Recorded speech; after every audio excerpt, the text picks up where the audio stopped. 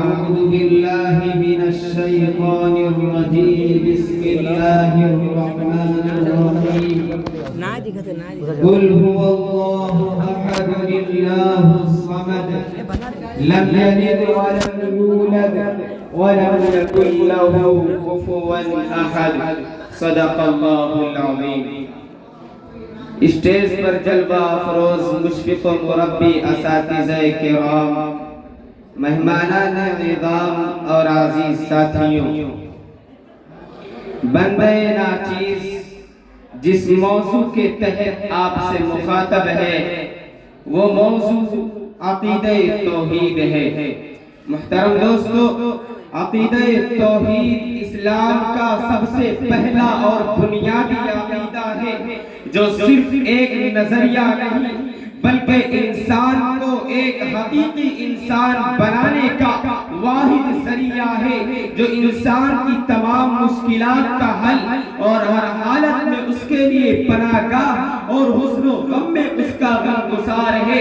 کیونکہ عقیدہ توحید کا حاصل یہ ہے کہ عناصر کے کون و فساد اور ان کے سارے تغیرات صرف ایک ہستی کی مشیت کے تابع اور اس کی حکمت کے مظاہر ہیں.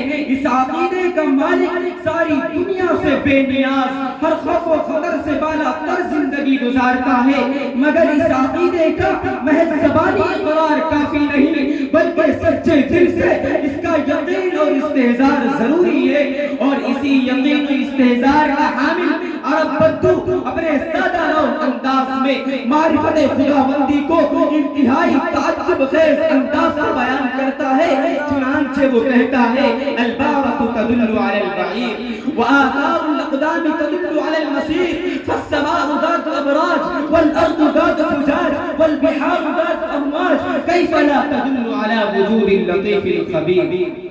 برادران ملت، اب آئیے ہم قرآن کریم کی ان آیات پر نظر ڈالتے ہیں جن میں اللہ تعالیٰ نے بہت ہی فصاحت کے ساتھ اپنے وجود کو ثابت کیا ہے. سورہ ذاریات اٹھا کر دیکھو، دلائل آفاقی اور انفسے کی طرف اشارہ کرتے ہوئے خدا کا یہ فرمان ملے گا وَفِي الْأَرْضِ آيَاتٌ لِلْمُوقِنِينَ وَفِي أَنفُسِكُمْ أَفَلَا تُبْصِرُونَ. کہ پہاڑوں کے لال و گوہر کی پرورش کرنے والا کون ہے؟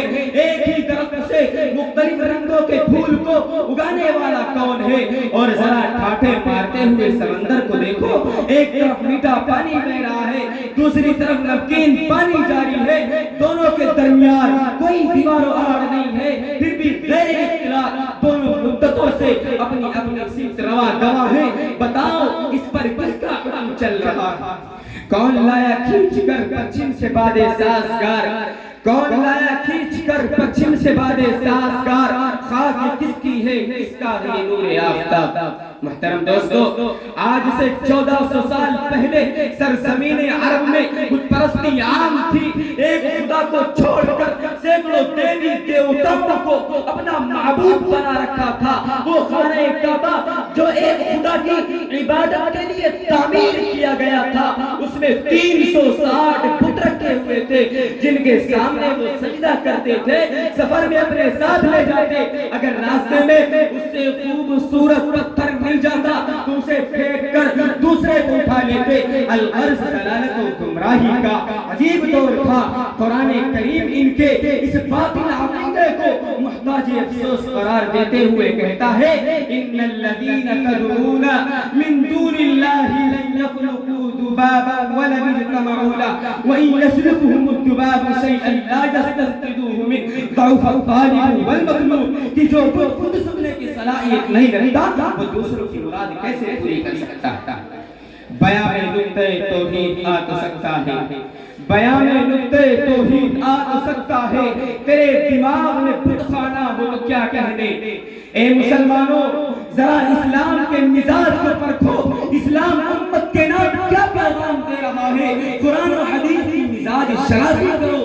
بڑے واشگاف نفسوں میں اسلام کا یہ پیغام ملے گا کہ کامل طور پر واحد بنو، ایک خدا کی پرستش کرو، سجدہ اسی ایک ذات کو کرو، کسی قبر کا نہیں، طواف اس کے گھر خانہ کعبہ کا کرو، کسی مزار کا نہیں، حاجت روا اور مشکل کشا اسی کو تصور کرو. اور ہم مسلمانوں کا بھی یہی عقیدہ ہے کہ رب دو جہاں پالنہار عالم کوئی ہستی ہے اور وہ صرف ایک ذات ہے, اس کا کوئی شریک و شریک نہیں ہے, وہ کسی کے تعاون کا محتاج نہیں ہے. تنے تنہا وہ ذرات سے لے کر پہاڑ تک, زمین سے لے کر آسمان تک ساری چیزوں کا خالق و مالک اور احکم الحاکمین ہے. الغرب پورا نظام کائنات اسی کے حکم پر رواں دواں ہے. قرآن کہتا ہے انما الہکم الہ واحد, یہی دین محکم یہی فتح باب, یہی دین محکم یہی فتح باب کہ دنیا میں توحید ہو بے حجاب, وما علینا الا البلاغ.